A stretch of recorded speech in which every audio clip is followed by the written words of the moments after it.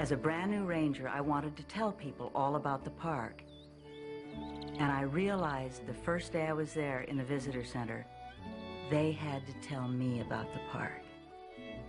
And that's when it transferred from me as the hotshot new ranger who knew everything to the people, because my job was to hear them tell their story about their park.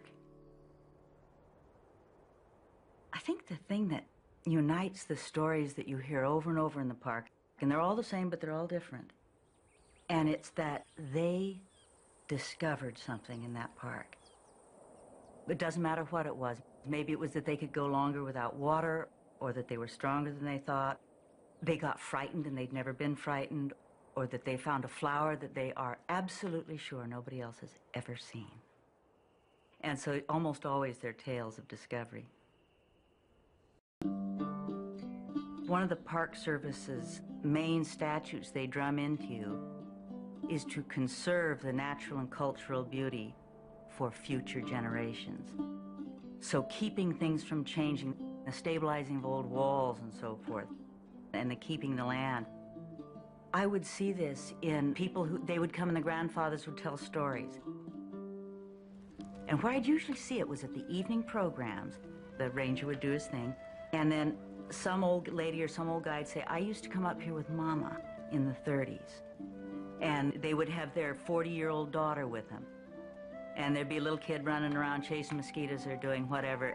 And you know that kid's gonna come back and he's gonna say, you know, I used to come up here with Mama in the 90s.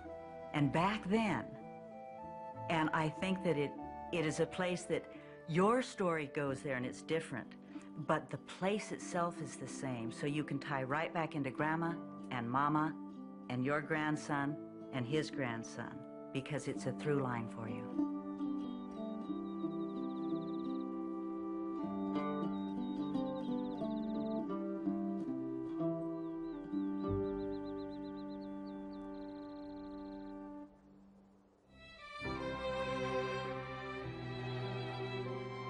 I think the value in the future of the national parks will be the past.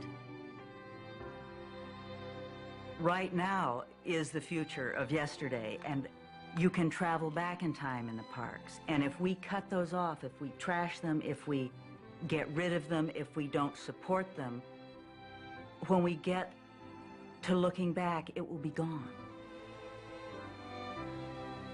And so I think the value of the future is that it will give us a place that we can have all these things we're having now, and we can look back all the way to the ranger, who the story is a man came up to Yosemite and the ranger was sitting at the front gate. And he said, I've only got an hour to see Yosemite. If you only had an hour to see Yosemite, what would you do?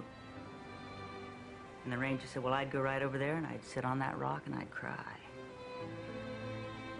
And I think that if we couldn't spend time in the national parks as a people, we would just go sit on our rock and we would cry.